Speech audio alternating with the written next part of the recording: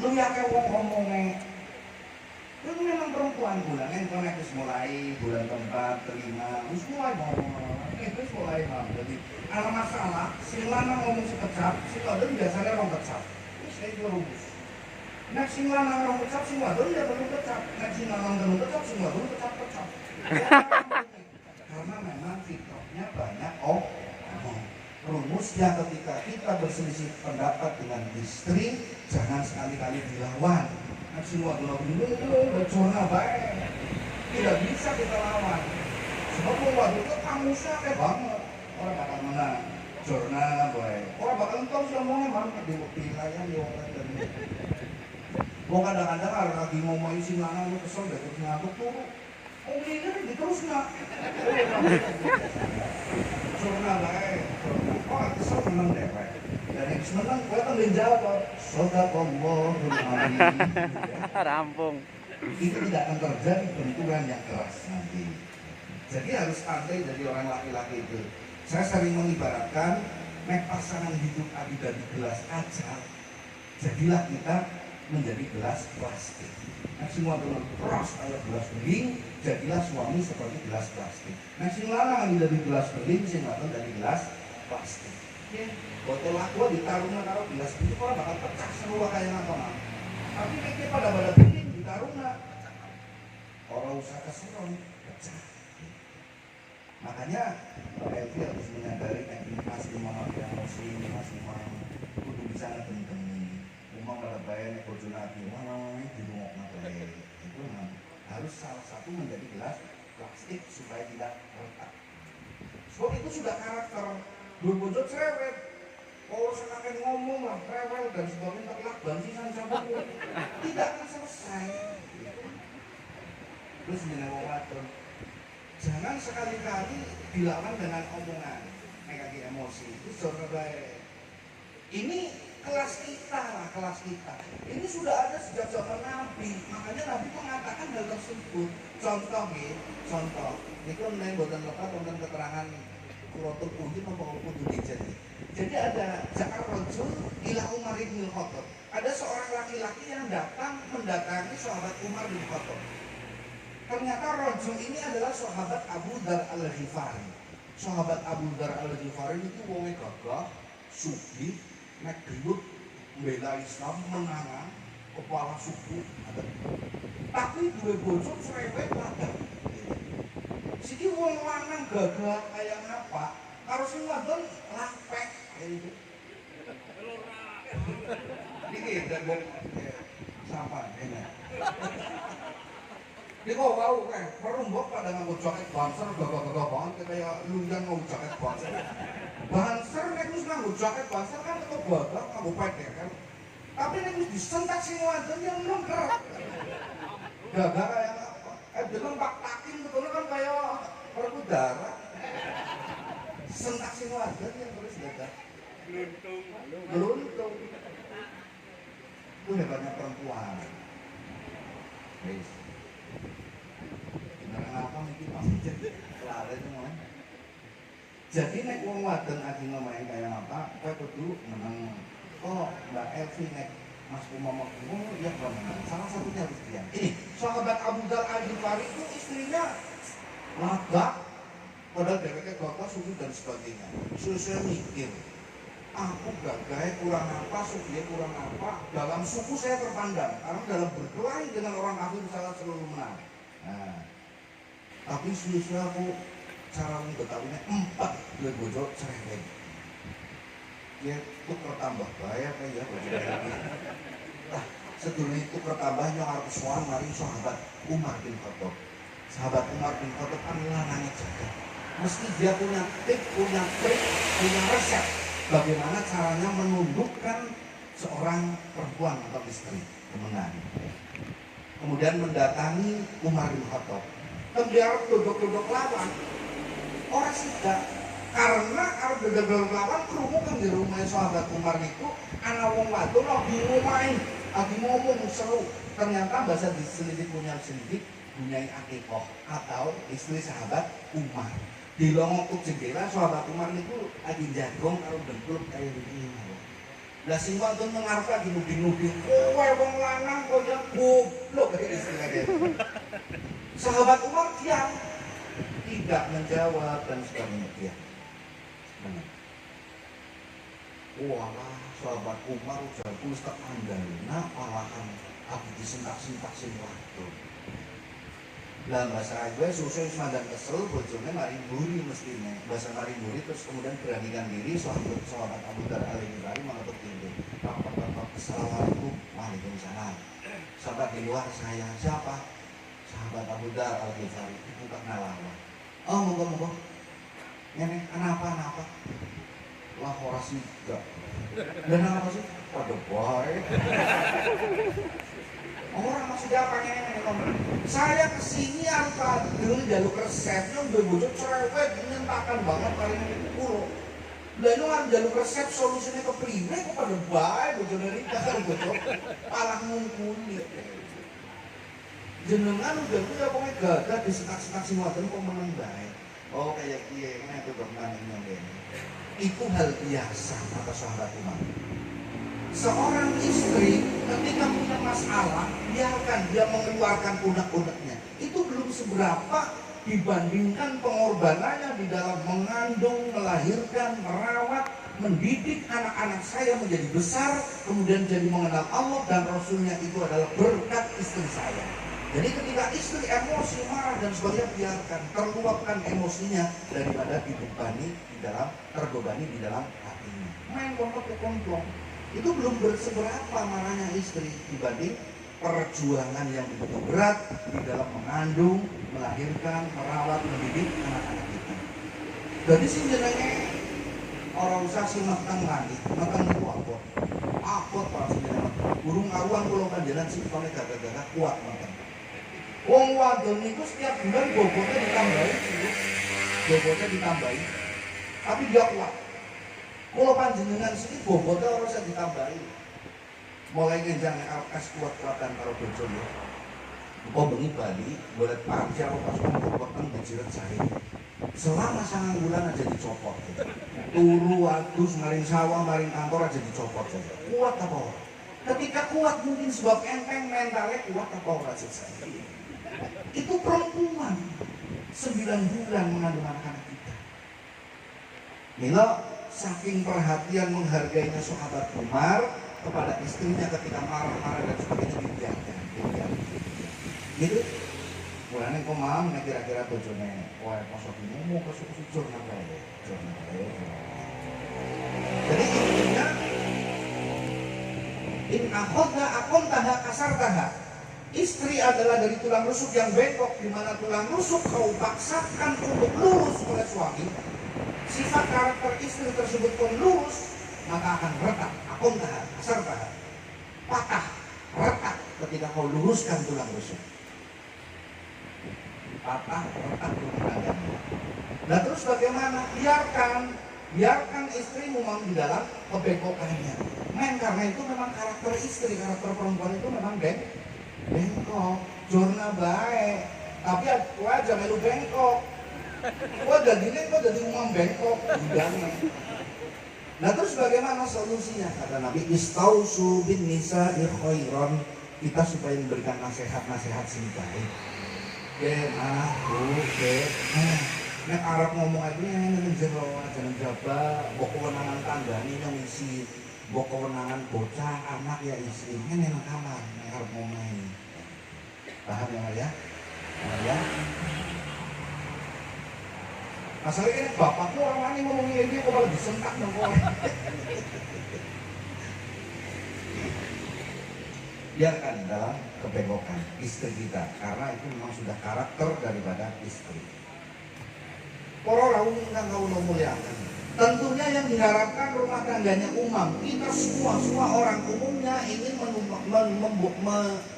mempunyai rumah tangga yang sakinah, mawaddah, warahmah, berketurunan putra-putri yang solid dan solihah. Caranya kepripun? Tidak cukup punya istri solid dan solihah, mestinya 2 anak kepengen sing cerdas, sing dinas. Ini ada resep. Resepnya kan di Nabi Muhammad SAW begini, nek kepengen 2 anak sing dinas, sing limpan, cerdas, orang kelelar-kelelar. Kata Rasul begini, wal yakun bainahuma birrusuli. Ini disampaikan ke sahabat. Sahabat bingung, kemudian ila ya Rasulullah, wa ma rasulu. Apa sih Rasul itu ya Rasul? Ternyata Rasul ini adalah al-qiblah wal kalam. Jadi maksudnya kayak Mam, nek kepengin duwe anak sing cerdas, sing limbat, sing terdinas, nek arep gawe anak, kowe aja ujug-ujug kok celing-celing iki cara gampang. Jadi di situ sarannya Rasul adalah ada qiblah, kemudian kalam. Kalam itu bercumbu rayu lah, dirayu, bermesra-mesraan, bermanja-manjaan. Ya, yang men kepengen sarannya men bojone seneng, kan pasangan hidupnya seneng. Dirayu, misalnya, wah alismu nanggal di melas. Wah alis nanggal di melas berarti bunderan di sana. Sayang, di mataku ada kamu, ganjel. Rayuan yang sekiranya pasangan itu menjadi senang. Kemudian qiblah itu apa ya?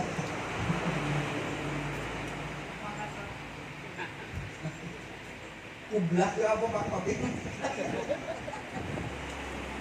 Cipika-cipiki lah.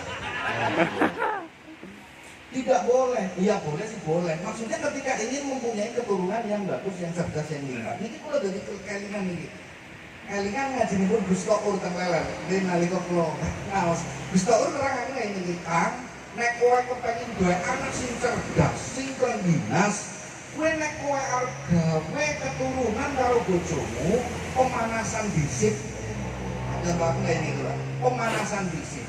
Ada baik kok arep bal-balan, arep futsal, arep badminton, ujung-ujung kita raket, kudu napang, main bal, main futsal.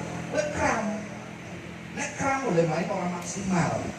Kemudian pemanasan dhisik supaya maksimal di dalam bermain. Ya ibaratnya ngaten lah. Mas Umam kepengen kopi ya, Pak Teh, Mbak Elvi. Ya, nah, garekna kopi apa teh. Lah jenengan boleh gawekna kopi karo teh niku banyu wae banget tambah gemerseng. Urung gemulak-mulak umuk kok gak gawe teh, gak gawe kopi bisa dinamarin Mas Umam. Bingung, ya ora enak, nek suka-suka nyang-nyangan. Berarti kok sih gemulak-mulak di sini. Sebab nek orang gemulak ya anyang-anyangan. Papa ada baik gawe keturunan ini keturunan. Nek kepengin lipat cerdas, kon pemanasan di situ supaya libido itu naik. Libido naik, rangsang dan sebagainya, kemudian sperma itu gampangannya ya cair lah. Kemudian ketika kemudian ditanam di dalam rahim istri, insya Allah akan menjadi keturunan yang limpat, sing cerdas, sing terdinas. Sebab beresiko nenek boten kados ngaten rumiyin, jadi kumaha ibarat wetan anyang-anyang. Ibarat bocah-bocah yo terdinas lah, kelelar-kelelar. Momane di kon mangkat PKB Ansor ya lihat nih yo. Di Laksar Banser ya beda ya. Akhirnya jumlahnya Banser lewat.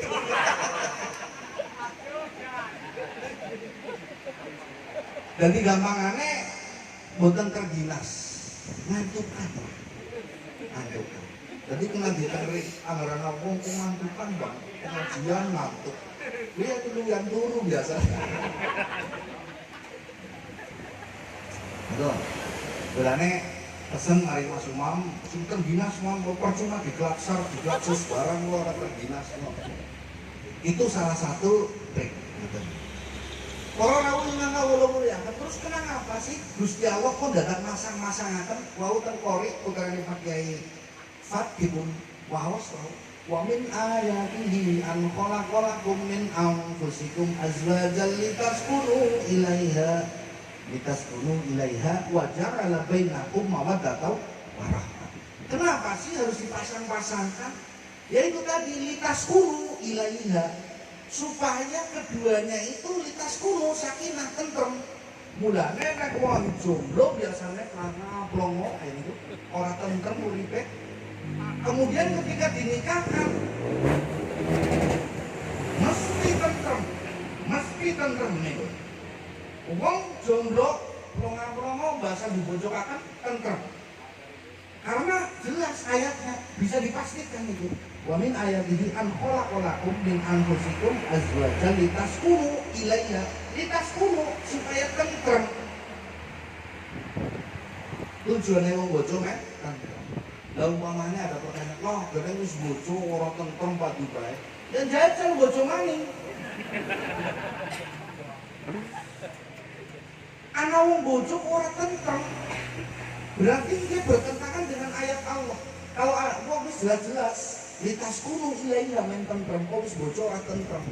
Kon bojo maning ya ora tentrem maning lho. Nah, makanya istahlaltum furujahunna bi kalimatillah, yang menghalalkan pernikahan diikat dengan kalimat Allah. Maka kemudian setelah menikah, umam dan semua orang yang menikah, kalau kepengin litaskunu ilaiha, ikutilah, pakailah di dalam berumah tangga aturan-aturan Allah. Istahlaltum furujahunna bi kalimatillah. Karena yang menghalalkan sebuah ikatan nikah adalah kalimat Allah. Maka pakailah aturan-aturan Allah. Kalau tidak dipakai aturan Allah, maka tidak akan litaskunu ilaiha. Ayatnya jelas, nikah men tentrem men litaskunu. Kok orang litaskunu berarti ada human error. Human error itu kesalahan pada pelaku nikah. Mesti ada sih salah nih.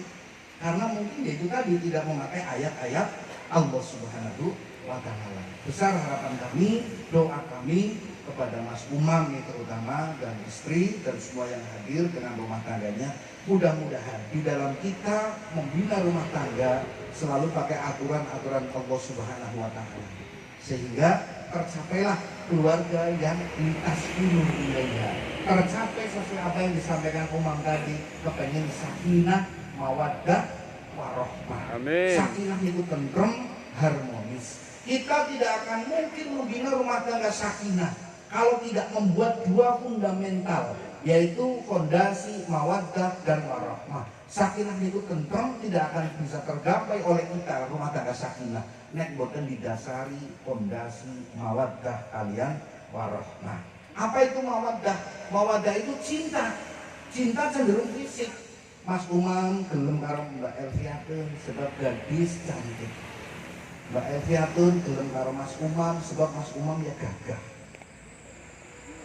Komandan bangsa gagah hujan. Ini mawaddah ini. Mawaddah. Tapi kalau hanya fondasi mawaddah saja tidak akan tercapai rumah tangga yang sakinah. Sebab mawaddah ini akan runtuh dengan berjalannya waktu. Siki isi kinis-kinis, dalam rainnya ya isi glowing. Oh, wis manak loro telu man. Mulai ayunya pudar, mawaddahnya pudar. Karena mawaddah itu cenderung kepada fisik. Makanya tanggaku kayak kaki-kaki oleh perawan isi kinis-kinis. Ini pasti tujuannya bukan sakinah. Pasti ada tendensi lain. Mungkin perawannya perawan tua, wisuwe ngetem, orang anak muatan kaki-kaki lah lumayan. Atau sebaliknya, bujang selawet tahun, oleh ini randa-randa 70 tahun. Sama, ini pun tendensi lain mesti, bukan sakinah tendensinya. Bisa jadi ini 70 tahun randa sugih. Wah, bojo kan randa 70 tahun sugih lumayan ya. Siapa ngerti kok sebulan mati kan oleh bahasa. Temenan di bojo, orang nanti sebulan tembak 2 minggu mlebu ke rumah sakit. Sing mlebu bujangnya sing umur 20 tahun sing lanang. Bahasa dicek, dites kan dokter ternyata diperiksa keracunan susu kedaluarsa. Lalu expired disedot. Ini tendensinya lain, bukan sakinah. Kemudian penting adanya fondasi bernama warahmah. Warahmah ini cinta tapi cenderung kasih sayang. Cinta tapi cenderung kepada kasih sayang. Maka karena adanya warahmah ini, nuwun sewu, orang berumah tangga itu sampai kaki-kaki ini. Biasanya semakin tua, semakin kaki-kaki, semakin ini, semakin keriput, semakin kisut, semakin mesra. Karena adanya warahmah. Kalau kadang-kadang untuk memancing romantis, memaring ini kakinya yang lebay. dilewengi mereka bahasa tambah tua tambah ayu beri kakine lah gawe-gawe ora temenan sekudu wajahmu bagaikan gelombang samudra. Asik. Padahal lu itu makin peritut kayak gelombang samudra jere. Ya iya untuk dikisut. Nah, ini karena adanya warohmah di situ. Kalau hanya mawaddah, wong turun mesin papat, dua anak papat ya wis. Boleh bojo maneh. Tapi karena adanya warohmah, wong rumah tangga itu pada tekan kaki-kaki, tekan ini, bahkan kepengen sampai akhir hayat sampai di surga berdua nanti. Amin. Nah ini adanya sakinah harus berdiri di dua fondasi yang bernama mawaddah dan warohmah. Para rawuh ingkang kawula mulyakaken mungkin menika ingkang saged kawula aturaken kesuwen maos pengantene iki wis njuwiti pupune umam wae. Sing penting mam nek kepengin duwe keturunan sing solid ketika akan membuat putra keturunan kudu disiplin. Kudu sholat sunat mutlak, sholat sunat hajat boleh. Oh baru wudu maca al-falaq an-nas sepisan. Men ora diganggu nang jin nang iblis nang setan. Juga nang menungsa, mulane kok lamun diburu nas yang penting diwaca. Men kowe aman saka godane jin dan menungsa. Masa menungsa goda? Ya iya kadang-kadang pada pengen ngintip pengantin anyar. Terus maca Qul huwallahu ahad. Ping telu bae aja ping akeh.